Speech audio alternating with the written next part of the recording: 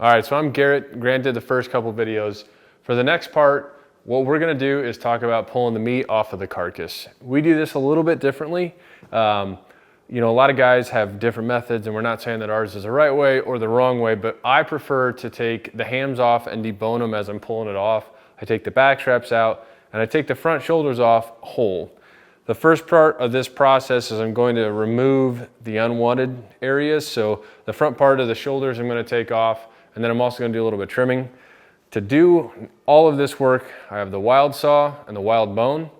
I like both of these. I like the wild saw because it fits really well and I can get in there and do some serious work sawing. And for the wild bone, one thing I really like about it is its dexterity. It's a knife that I can use pretty well, but it's also fairly rigid. It has a very good solid backbone. Not like a fillet knife, so I can get in there and do some digging if I need to work around a joint or make some cuts. It's got enough rigidity that it's gonna hold its shape. Pretty simple. Right here, you're gonna make an incision roughly right about where the skin line is. You don't wanna press too hard with the knife because you don't wanna dull it, but all I'm doing is cutting through the meat. Once I have that done, I will hold the leg side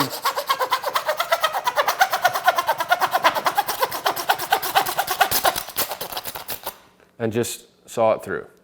Repeat the process on the other side. So after removing the shins or the front hooves of the shoulders, I'm gonna actually remove the entire shoulder off. I like to pull those off so when I'm working on the back straps, they're not in the way.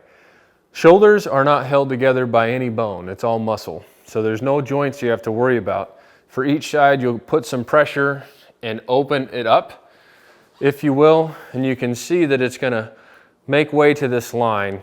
And all you're gonna do is just make some sweeping cuts, and you'll notice every time as you cut, it's gonna keep pulling away. If you need to reference it, you can work the shoulder and you'll be able to see the line where the scapula is, and you just follow that line from high to low, and as you cut through it, it'll completely and continue to free up. When you get down to the bottom, you can see that this is the neck roast. It's easy to get a little carried away and cut into that, so just follow your line, make your incisions, make sure you hold on to it good because it's gonna go when you cut it. And so there is one front quarter, the front shoulder. I'll take that to the bin for the trimming table. If you're new to this and you need some reference, you can work the shoulder and you can see the plate and where your incision line would be to free that up. So, you know, I'm right-handed, so I gotta work a little off-handed on this side, but it's not that big of a deal. Like I said, as you continue to cut it, it'll free it right up. You don't mess up the neck roast, and there is your front quarter. We have the front shoulders removed, the neck roast is exposed, but next I'm gonna target the back straps. The back straps are always gonna be underneath this flap of fat, depending on the time of the year, the region that you're in. This could be a couple inches thick, it could be very thin. But what I like to do is just take my knife and I'll make an incision down the center, and I'll pull this flap of fat and sinew off of the straps to open them up. So I'm not going very deep on this one here. Like I said, I'm just opening it up, and when you do that, you'll see it'll literally peel apart. So using your finger, you can continue to work this, and I'm not trying to remove the back straps here, I'm exposing them. So once you get down to the neck, there's a little bit thicker of a muscle there, but when Grant, who's behind the camera, comes over here, you'll see this flap of sinew that I'm talking about. And it's easier for you to see the back straps, so you're taking off as much as possible, but it also saves the guys and gals on the trim table a little bit of time. So you're rolling and you can see this flap that was once there is now over. Now there's still gonna be some silver skin on the back strap, but you can see just the stark difference between the two. And by opening this up, it really lets you see where the back strap is and what you need to do to remove it. Again, not saying this is the perfect way to do it. Some guys do make their plunge cuts and pull that out together, but for me, I want to see what I'm working with. I have the flap removed. The next process is you can kind of see this fat line here. It's usually about where I start, but you're going to take your knife and plunge down, and this keeping pressure against the spine, you're going to work your way up the back strap. And kind of in a sawing motion, again, keeping pressure towards the backbone. You're just gonna come all the way up to about there, right where it starts. And so when you do that, you'll free this up, and you can pull this through, and then go all the way down. Again, keeping pressure about to where your neck roast is gonna start. So now that we have that freed off the center line, what we're going to do is make our cut horizontally across. So again, I'm gonna come up, plunge cut, try to keep your knife as flat as possible, up to the tip, and then sometimes you just gotta hit that little point right there and free it up. And now the backstrap, as you can see, is pretty much freed. The rib cage rolls, so as you pull this off, you'll want to roll the knife down the ribs and remove as much as possible. Once you get the top started, gravity will do the work for you, and you'll be able to keep all that beautiful backstrap meat together so you can cut it or leave it whole, however you prefer. And typically, this will come off fairly easy, depending on if you're right or left-handed. So for this side, it's sometimes nice to use the knife back-handed like, and you can just follow those ribs and just work that meat right off. And what you'll see is you can see these are ribs. You can see those tick marks right here, here, and here, and that's where we're working the backstraps off. This is, in most people's cases and standards, the best cut or the second best cut on your deer. And we just kind of keep working it off, letting gravity help us. We get down to that point, I'm gonna make a plunge in there to go as deep as I can.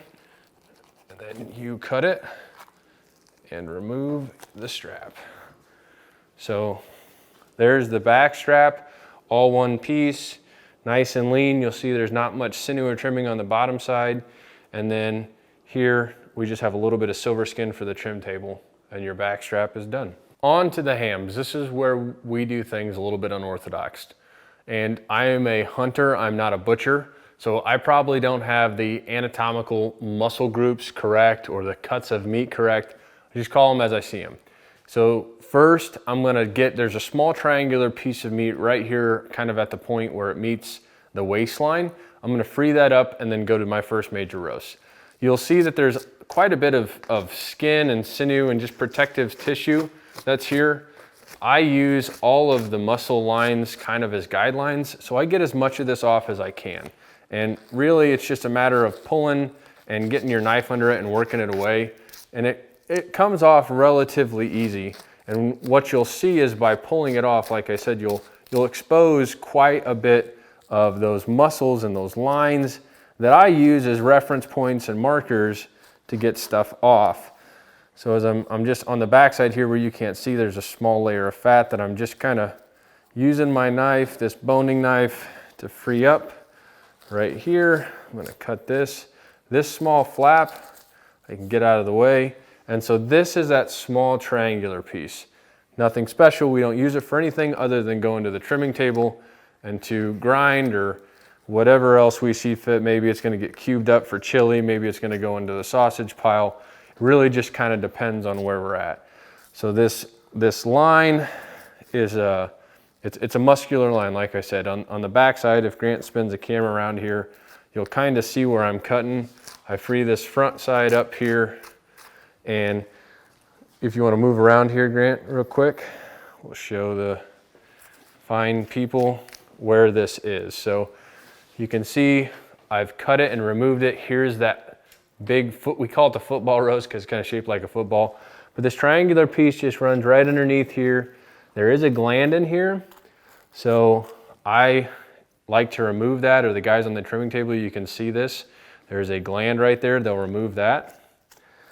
And I just follow it down and remove it. It's a nice lean piece of meat. Again, not necessarily something that you want to throw away. Make sure that you get this gland off of there, and we'll get to the next roast. Next is the football roast, is what we call it. Again, I know it's probably not the right term, but you can see I get my hand underneath this flap. And so just like I did before, all I'm doing is removing this. It does a couple things. It makes the trimming table job a little bit easier, but it also helps me see. And by lifting that up, look right there, you can just see the natural line of that roast. I'm gonna do it on the other side as well. And you don't have to come over here, Grant, it's just more of the same. I'm just freeing it up so I can see. I kind of use the insides, if you will, as a catch-all for the trimmings that I cut off and make go away. So as I'm freeing this up on this side, you'll see this is my roast. It connects right here at the point, and it actually connects to what I believe the deer's femur would be, that great big bone in the center. So just picking away at it, I'm gonna get it freed up, and then right here there's a little bit more that I'm gonna free up just to the top, to the point, and I'm gonna make an incision down and around, and I'm just following the muscle line. Like I said, you'll see, and it's connected right here at the joint. There's actually a joint where it hinges.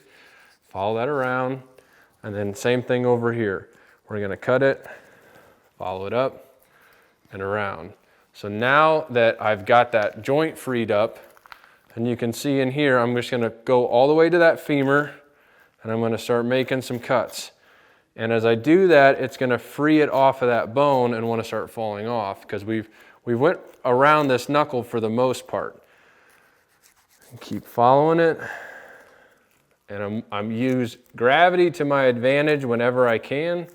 So I'm just gonna keep pulling it off the bone and trying to keep as much meat on this roast as possible, keeping that bone as nice and white as possible. And you can't miss it. That bone is right there. It's very large. And every time you cut it, you'll see that this roast just falls off more and more and more. And just keep working your way down to the point of it, the point of the roast, if you will. There we go. When you get there, you'll have to make a couple cuts to actually free it up. So as I'm pulling, you can see the roast free up. Again, I'm doing it over here. And now all I have to do is just make a couple last cuts. It's off the bone now. Just keep pulling and following it, and it's almost free. I'm gonna grab it so I don't lose it and free it up. So there is what we call the football roast. It's deboned, a little bit of silver skin, a little bit of trimming. This is fantastic. You can steak this. If you want to make nice steaks, it'll be perfect little round eye steaks. If you want to use this as a crock pot meal, this is good for a 2 or 3 person crock pot meal. I'm guessing this roast off of this buck is somewhere around 2.5 pounds. Moving on the hind quarter, the next roast is questionably the biggest one. We call it the jerky roast. You're gonna find that this is a very lean roast. It doesn't have much fat, doesn't have any veins of sinew, no things running through it. And you'll notice that the grain of this meat is very horizontal. So again, it makes beautiful steaks if you want to steak it out. But our MO is to cut this into jerky because it makes such beautiful jerky. The first thing I'm gonna do is remove this little flap that was on the football roast that we just took off. And again, you know, this is maybe something you don't need to do, but I'm always thinking about the guys and girls, which is usually Grant and my wife, on the trimming table. So as you work this roast, you can put your hand and you can feel this roast runs here and it comes all the way back to the center line of the animal. And so right here, I'm going to free up the bottom half. And you can do that just by putting a little bit of pressure and feeling that it comes all the way over to here. So like I said, it's all the way on the center line of the animal. I'm gonna come down, and this is usually where there's the thickest layer of fat, is right here on the hips. I'm gonna just punch all the way through that center line and make sure that this roast is freed up there. Next, I'm gonna come up here, and you can see that there's a line right here. That's where that roast starts, and then it comes down and runs right along there. So I'm just going to make a small incision up here where I can, and really I'm gonna try to get my finger under it, and then I'm gonna work that down, work it down, and as I said earlier, letting gravity help me, I'm gonna start freeing it up. And I'm gonna start working down this side here, a little bit more, and then get it freed up from the top of that femur. So now that we've got it exposed, I'm gonna start pulling it off away from the hind, to open it up. And I'll try to work so you guys can see what I'm doing here. Up top here, there is another small, we call it a bonus loin or a bonus strap. Again, we usually refer to it as a bonus loin, but it's really easy to get these two confused. The meat or the line between the two is not very pronounced, but you can see that I'm cutting it freely away. And as I keep pulling it down and through, it gets to a point where you can see that where this roast once was, it's opened up. I've got the bottom freed, I have the top freed. I'm gonna come to this side and just start picking on the center, because that's where it's attached. And just keep working my way around until you get to the point of the hip back here. That's where it attaches. And then you just run your knife and you'll notice that it comes right off. So can you see this, Grant, over here? Right here is where it's last attached. You can see that I have my center line here. This is my ball joint, which is tucked in here. And you just run your knife, and this is, like I said, generally where the fat is the thickest, so it's kind of tough sometimes, especially if you shoot a big old nanny or a buck, but then this comes off. And so you can see the grain in the meat. You know, this is got maybe about 1/8 of an inch of fat here, a little bit thicker on the top, but it's a large roast. This one probably weighs about 2 pounds. Again, you can cut it horizontally cross grain to make nice steaks. You can grind it, you can throw it in a crock pot, all of the above. Beautiful little piece of meat. Fourth piece of meat here is what we like to call is the bonus loin. And this one I do most of the work with, honestly, just my hand. It's gonna connect all the way up just behind the calf. It parallels the actual ham roast and it tucks right in there pretty nice. So by just lightly touching it, you can free it up, but I'm gonna come up top again, gravity's my friend, and I'm going to get it freed up. And it's sitting right up here. And as I start working the knife along this outside, you'll notice that then I can grab it and legitimately almost pull it off. Just gotta touch it, and when you pull here, you'll see that line of separation between your ham and the other piece of meat that we call the bonus loin. Again, I'm sure there is a special name for this in the world of meat cutting and butcher shops, but we're hunters, not meat cutters. And there it is. So you can see it resembles almost a backstrap. It's a very nice piece of meat. My favorite thing to do with these is actually cut them into small medallions, and you can do a lot of cool things with them. You can do shish kebabs with them. You can do some type of scampi recipe, saute them with a little bit of onion. This is really a nice little piece of meat. Like I said, perfect size. Just chunk them up, leave them about 1 inch, 1.25 inches thick, and they'll make a nice cut. Very lean, easy to trim, ready to go. We're going to talk about my favorite cut on the entire deer. We went through the back straps, the inner loins, we pulled them out when we dressed the deer. We just had that bonus loin. But right here is what I call the backstrap tip. And you can see where we made that incision to end the backstrap, and the problem was we had all of these other muscle groups kind of covering it up. I know this goes overlooked so many times, but to me this is the most tender, the perfect cut on the deer. And like I said, it's the very back part of the backstrap. To get this off, you can see how you can slip your fingers behind it and free it up. There's a small little check mark right here, and it's really not held on by much. So once I get my thumb around there, I'm gonna get that little piece of fat off of it here.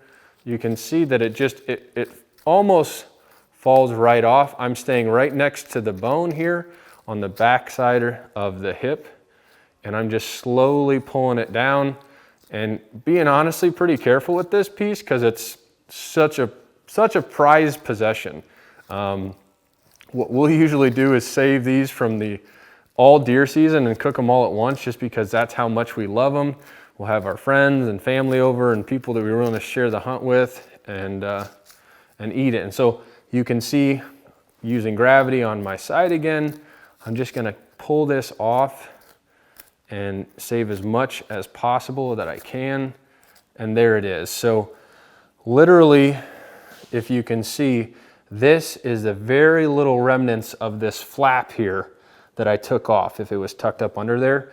And this, other than this maybe 2" by 2" piece of silver skin we have to trim, a little bit of fat here, and just, I don't even know if we mess with this inside. This is a fantastic piece of meat. I bet you this cut is somewhere around 14 ounces right here. You will not be disappointed if you throw this on the grill to about 135, 140 degrees. You'll be laughing. Now the sixth cut of meat that I consider in the hams is the rump roast. Again, might not be the right name, but it's what I call it. For starters, there's a small flap. It's roughly an 1/8 to 1/4 inch of meat that sits on the inside of this. And we leave that on when we let the deer hang. I pull it off and discard it. I know there is some meat there, but it's better to be safe than sorry. This is where we pull everything out when we do our field dressing. It's also exposed to air. So there's a small flap here that sits on the inside. And by removing it, it just makes sure that I have some clean meat to work with.